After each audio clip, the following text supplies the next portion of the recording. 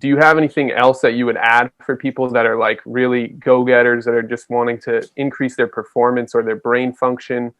Yeah. Yeah. So this is actually very cool. So in regard to health, we have a spectrum. And when we're sick, we need to, here's sickness and here's optimization.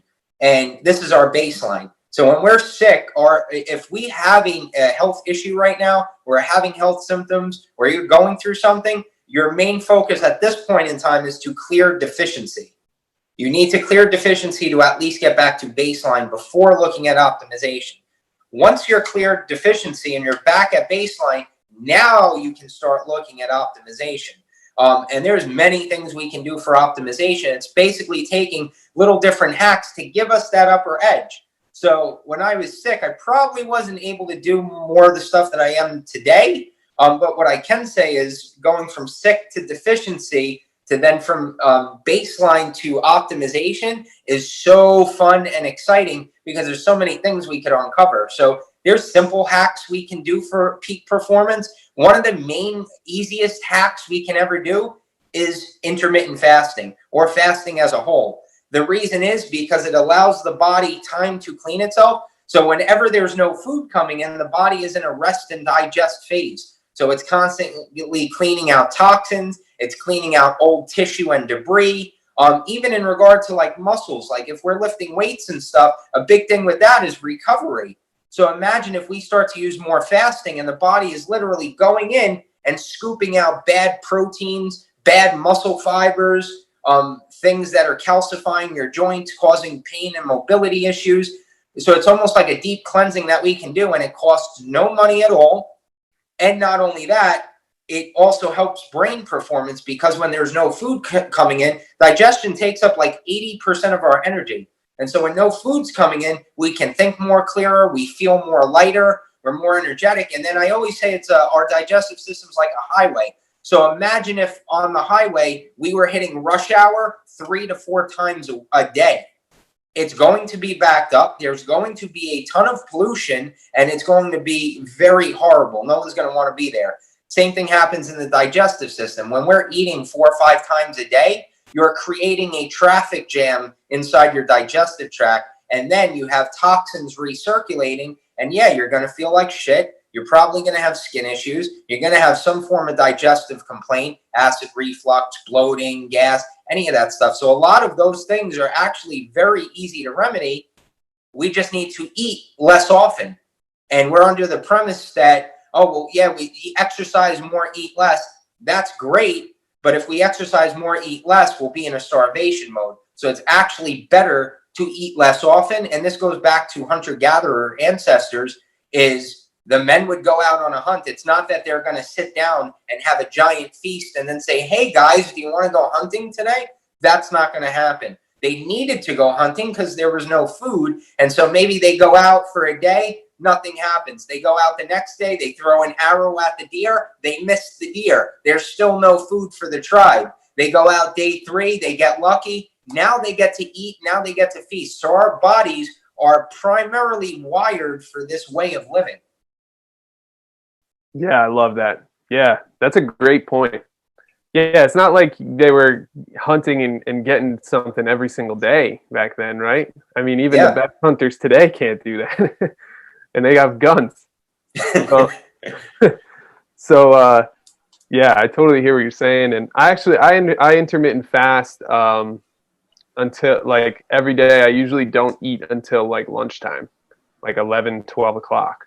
I read about it a long time ago, and I kind of just adopted it as a habit, and I never really analyzed it too much after that, to be honest. I like the free time it gives me in the morning too. I don't have to worry about breakfast or, figuring out how to eat. So that's been great. So now my question for you is, because you were talking about getting to baseline, for somebody that doesn't know where they are on that scale at all, does it just start with a blood test, or what would someone do? So ideally, you definitely want to be looking at a blood test if possible. If you don't have a blood test, there's definitely foundational things that are your most common deficiencies, and those are B vitamins. because primarily your main source of B vitamins is, you're going to find it in organ meat. You're also going to find a lot of B vitamins in whole grains, but whole grains are very irritating and cause a lot of inflammation. The other thing we have to keep in mind is vitamins get killed with heat. So in theory, we may hear, okay, well, brown rice has X amount of B vitamins. Yeah, it does. But once you cook it, all your vitamins are gone. Vitamins get killed by heat. Minerals do not. So B vitamins are very important. They also affect our stress response. They affect blood sugar metabolism. They affect how we transport oxygen throughout the brain. They affect how the liver goes into phase 1 detox.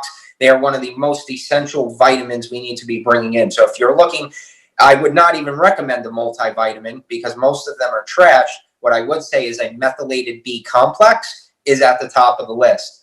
For most people, like we're in Northeast PA, vitamin D is also a very important one. I just got a very cool vitamin D in here from Ancient Nutrition. It's got some fermented herbs. It got vitamin K, 5,000 IU a day. That's what I'm using personally.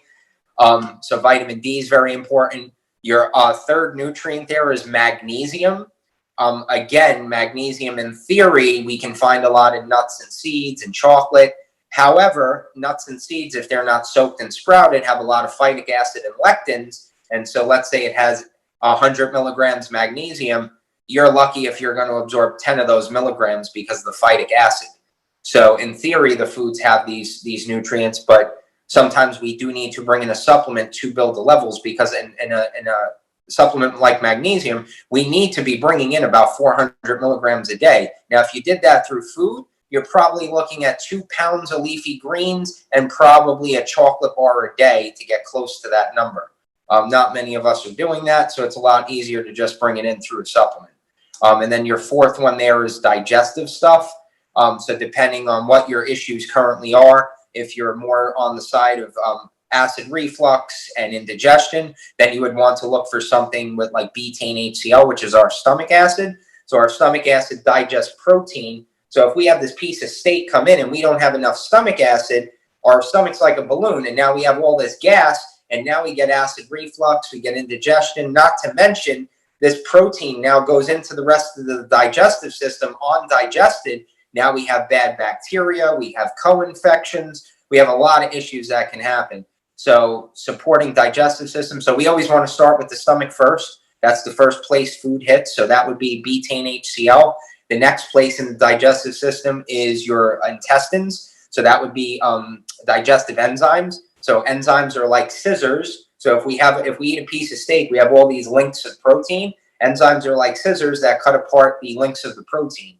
So protein, fat, carbs. If someone has food sensitivities like dairy or lactose, they make specific enzymes where, okay, if you did go out and have that food, it would break that protein apart before it sort of entered your bloodstream or caused a problem.